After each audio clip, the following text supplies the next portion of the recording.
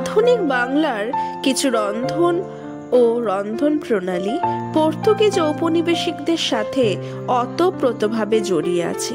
তা কি আপনারা আজ এই ভিডিওর মাধ্যমে জানতে পারবেন, তাই স্কিপ না করে সম্পূর্ণ ভিডিওটি দেখুন। আর আমার চ্যানেলে আজ যারা প্রথম তারা অবশ্যই আমার চ্যানেলটিকে সাবস্ক্রাইব করে দেবেন আর নোটিফিকেশন বেল আইকনটি কিন্তু ক্লিক করতে একদম ভুলবেন না। ভিডিওটি সম্পূর্ণ দেখুন, ভালো লাগলে একটি লাইক করে দেবেন। Thank you so much. পর্তুগিজরা 1579 সালে হুগলি চুঁচুড়া শহরটি প্রতিষ্ঠা করেছিলেন। পর্তুগিজ বণিকরা হিজলি থেকে লবণ বোঝাই জাহাজ নিয়ে আসতো এবং লবণ বিক্রি করে চলে যেত। তখন এটি ছিল শুধুই একটি গঞ্জ বা হাট। 1578 সালে সম্রাট আকবরের অনুমতিতে পর্তুগিজরা বাংলায় একটি শহর স্থাপন করেন। তাদেরকে পূর্ণ স্বাধীনতা দেওয়া হয়, এমনকি তারা ধর্ম প্রচার ও ধর্মান্তকরণ এবং চার্চ নির্মাণেও অনুমতি পান। 1579 সালে হুগলির একটি গ্রামে অগাস্টাইন গির্জা বা চার্চ নির্মিত হয়।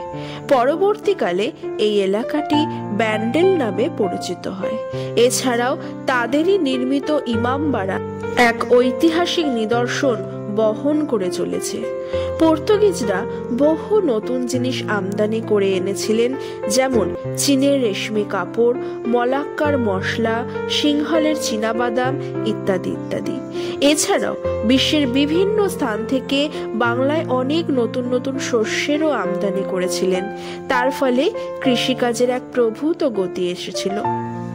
যেমন উত্তর আমেরিকা থেকে গোলালু ও তামাক, ব্রাজিল থেকে বাদাম, ওয়েস্ট ইন্ডিজ থেকে পেঁপে, আনারস, কামরাঙা ও পেয়ারা, ইউরোপ থেকে জলপাই, এইগুলি সবই পর্তুগিজরা এনেছিলেন ও এর প্রচলন করেছিলেন। শুধু তাই নয় বন্ধুরা, বাংলার বিখ্যাত মিষ্টি এবং আচার এইগুলি তৈরিতেও পর্তুগিজদের অবদান কিছু কম ছিল না। যেমন এদেশের গোড়া হিন্দুরা কেটে যাওয়া দুধকে অশুভ লক্ষণ বলে মনে করতেন। তারা জানতেন না কিভাবে ছানা তৈরি করতে হয়। এইখানেও পর্তুগিজদের ব্যাপক ভূমিকা আছে। তা কি আপনারা জানেন? আসুন বলি। স্থানীয় গোড়া হিন্দুরা শিখেছিলেন পর্তুগিজ স্থানীয়দের কাছ থেকে কিভাবে দুধ থেকে পনির তৈরি করা যায় এবং ছানা তৈরি করা যায়। এমন বহু রন্ধন প্রণালী যেগুলি বাংলার মানুষ শিখেছিলেন পর্তুগিজদের কাছ থেকে। আপনারা সবাই তো জানেন কলকাতার সর্বপ্রথম রসগোল্লা কে উদ্ভাবন করেছিলেন? কিংবদন্তি বাঙালি মিষ্টান্নবিদ নবীনচন্দ্র দাস 1868 সালে।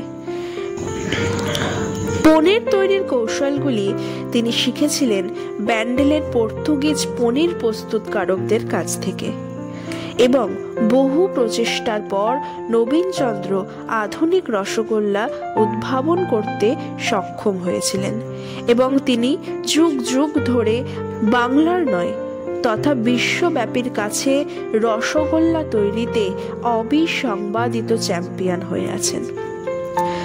পর্তুগিজরা শুধু খাবার দাবার এবং শস্য আমদানিতেই অদ্বিতীয় নয়, বাংলা ও সাহিত্যে তাদের অবদান কিছু কম ছিল না। বাংলা গদ্যের প্রথম বই লেখেন পর্তুগিজরাই।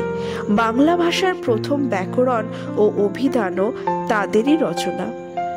ধীরে ধীরে পর্তুগিজদের অত্যাচার ক্রমশই বাড়তে থাকে হিন্দুদের ওপর। তখন সেই সময় 1628 সালে বাংলার গভর্নর ছিলেন কাশিম খান। তিনি পর্তুগিজদের ওপর আক্রমণ করেন এবং পর্তুগিজরা পরাজিত হন ও বাংলা ছাড়তে বাধ্য হয়। তাহলে বন্ধুরা, ভিডিওটি কেমন লাগলো আপনাদের?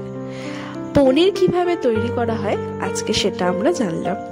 এইরকম আরো নিত্য নতুন ভিডিও পেতে গেলে অবশ্যই কিন্তু আমার চ্যানেলে চোখ রাখতে হবে আর চ্যানেলটিকে কিন্তু একদম সাবস্ক্রাইব করে রাখতে হবে।